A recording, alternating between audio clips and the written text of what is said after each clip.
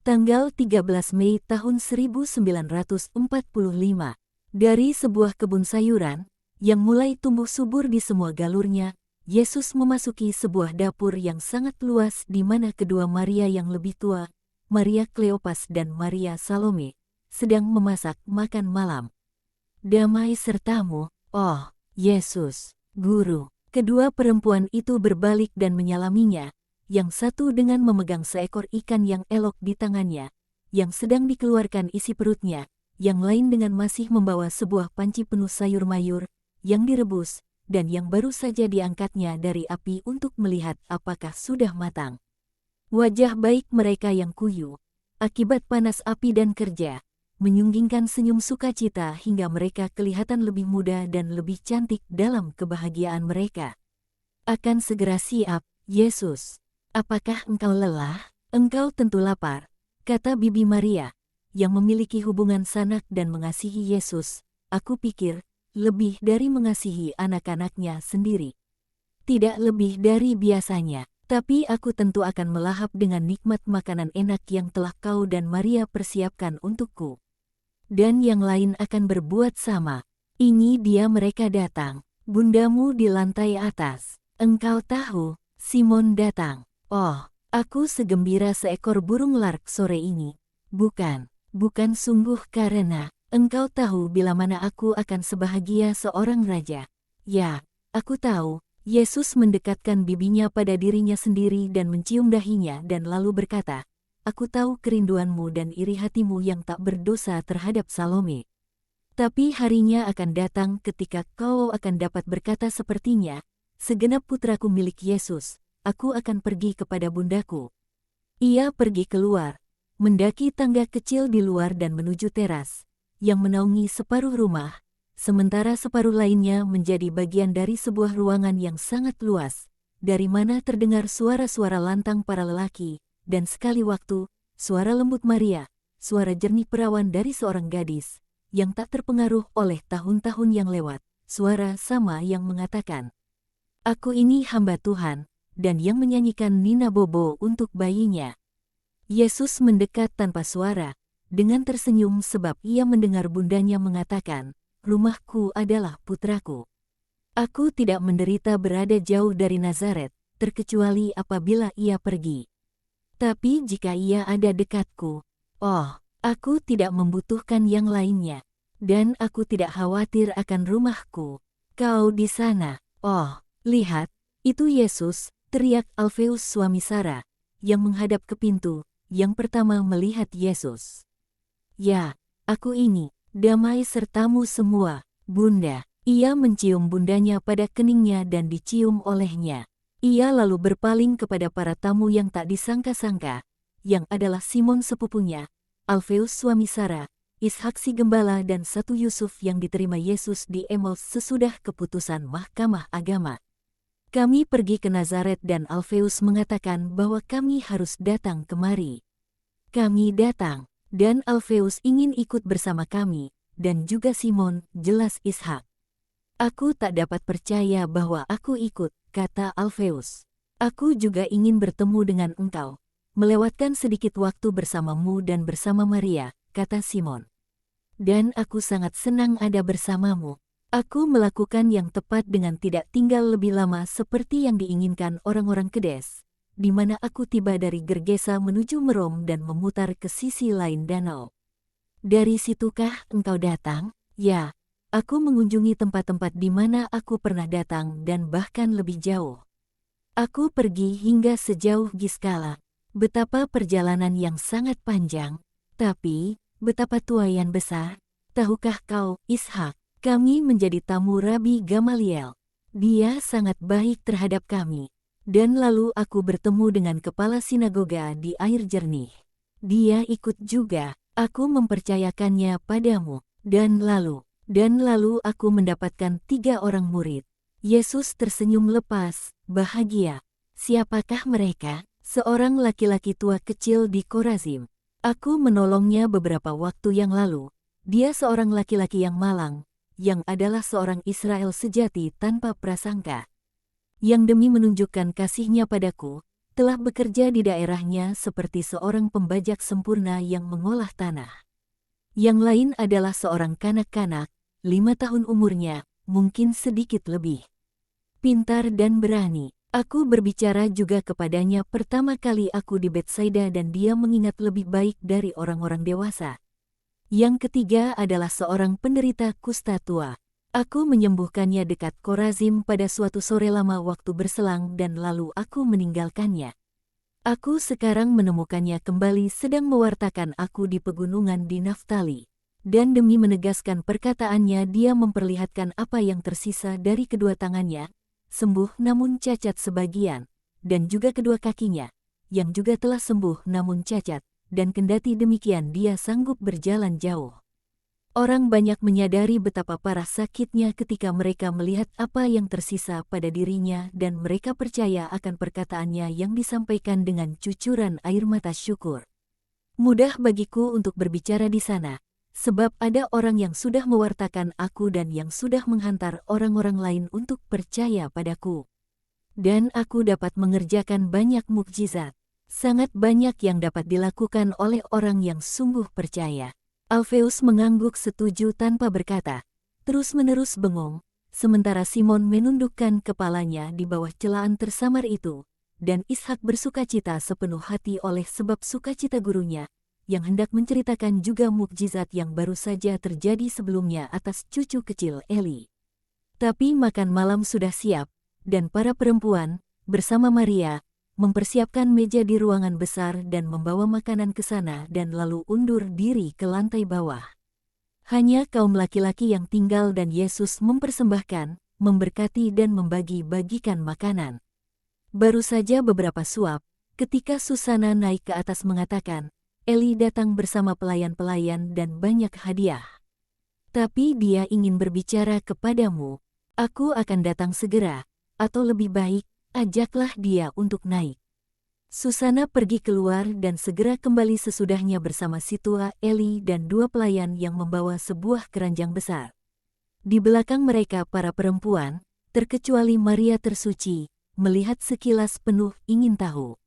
Allah sertamu, penyelamatku, salam si Farisi, dan sertamu, Eli, mari, apakah yang kau inginkan? Apakah cucumu sakit lagi? Oh, dia sangat baik. Dia melompat-lompat di kebun sayur mayur dan buah-buahan seperti layaknya seorang kanak-kanak kecil. Sebelumnya aku sangat syok dan bingung kalau aku gagal menunaikan tugasku. Aku ingin menunjukkan terima kasihku kepadamu dan aku mohon engkau tidak menolak sedikit ini yang aku hadiahkan padamu. Sedikit makanan untukmu dan teman-temanmu. Ini adalah hasil dari kebunku. Dan aku ingin mengundangmu ke perjamuanku besok. Untuk sekali lagi berterima kasih dan menghormatimu bersama teman-temanku. Janganlah menolak, Guru. Aku akan mengerti bahwa engkau tidak mengasihi aku dan bahwa kalaupun engkau menyembuhkan Elisa, itu hanya demi dia, bukan aku. Terima kasih, tapi tidak perlu hadiah. Semua orang besar dan terpelajar menerima hadiah. Ini tradisi, dan aku juga demikian. Tapi aku menerima dengan sangat senang hati satu hadiah saja, bukan, aku mencarinya. Apakah itu? Jika aku dapat, aku akan memberikannya padamu. Hatimu, pikiranmu, berikanlah padaku. Demi kebaikanmu sendiri, tapi aku mengkonsekrasikan hati dan pikiranku padamu, Yesus yang terberkati. Masihkah engkau meragukannya? Ya, aku bersalah terhadapmu. Tapi sekarang aku sudah mengerti. Aku juga mendengar mengenai kematian Doras, yang menghina engkau. Mengapakah engkau tersenyum, Guru? Aku teringat sesuatu. Aku pikir engkau tidak percaya akan apa yang aku katakan. Oh, bukan. Aku tahu bahwa kau tersentuh oleh kematian Doras. Terlebih lagi oleh mukjizat sore ini. Tapi janganlah takut kepada Allah, jika kau sungguh mengerti. Dan jika mulai dari sekarang kau ingin menjadi sahabatku, aku dapat melihat bahwa engkau sungguh seorang nabi. Benar, aku lebih merasa takut. Aku datang kepadamu lebih karena takut akan hukuman seperti hukuman Doras, daripada karena insiden itu. Dan sore ini aku berkata, ini dia, Hukuman sudah datang, dan bahkan lebih dahsyat sebab tidak menimpa si pohon ok tua pada hidupnya sendiri, melainkan pada yang dikasihinya, pada sukacita hidupnya, dengan menimpa si pohon ok kecil, di mana aku bersukacita. Aku mengerti bahwa akan lebih adil apabila sama seperti Doras. Kau mengerti bahwa itu akan lebih adil. Tapi kau masih belum percaya pada Ia yang baik. Engkau benar, tapi sudah tidak lagi demikian. Sekarang aku sudah mengerti. Jadi, akankah engkau datang ke rumahku besok? Eli, tadinya aku sudah memutuskan untuk pergi saat fajar. Tapi aku akan menunda keberangkatanku 1 hari, supaya kau jangan berpikir bahwa aku meremehkanmu.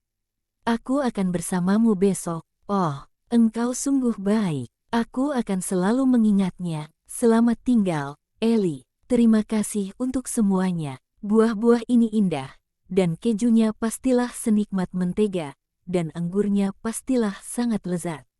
Tapi kau dapat pula memberikan semuanya pada kaum miskin dalam namaku.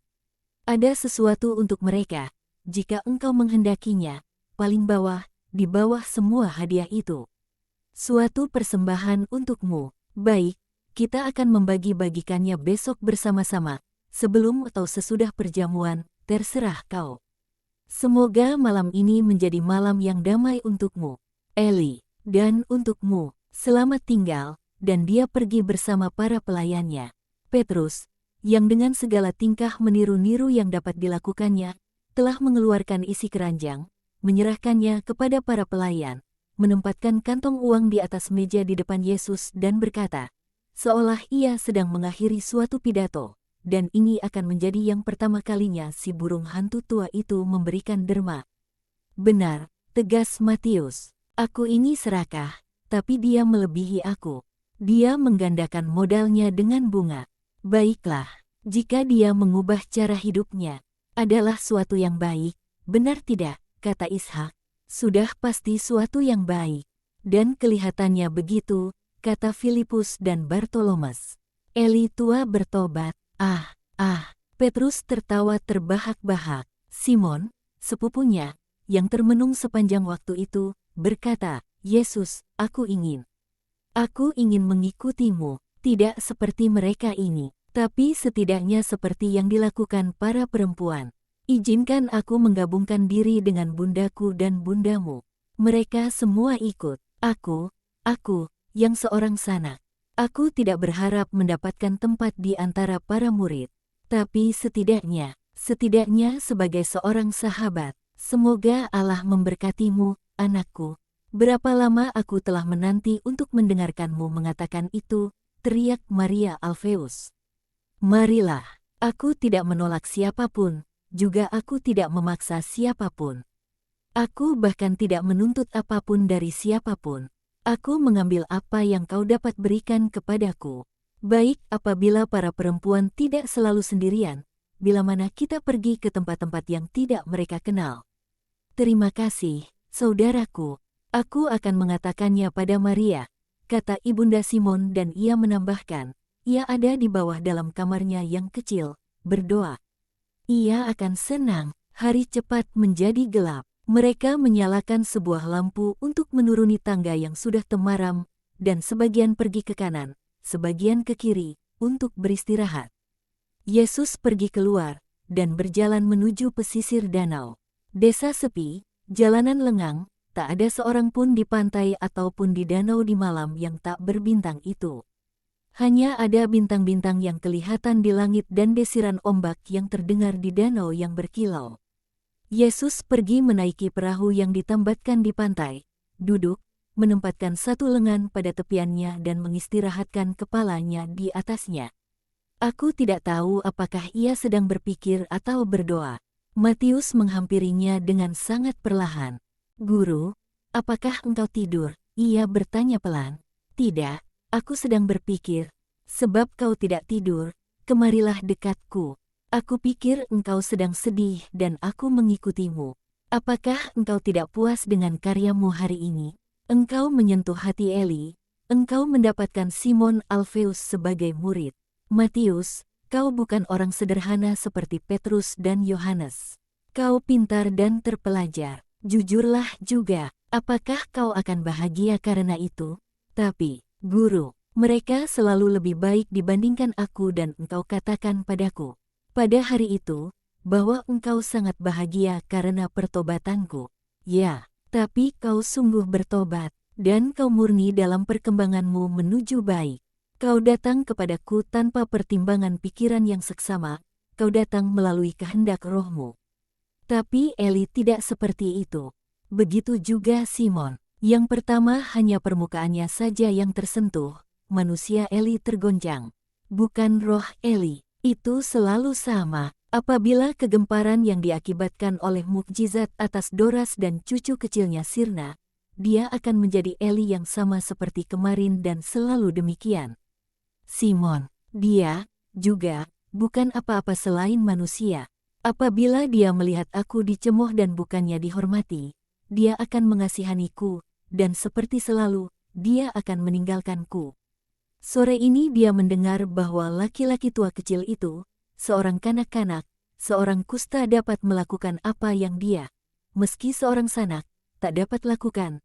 Dia melihat keangkuhan seorang Farisi yang membungkuk di hadapanku dan dia memutuskan, aku juga.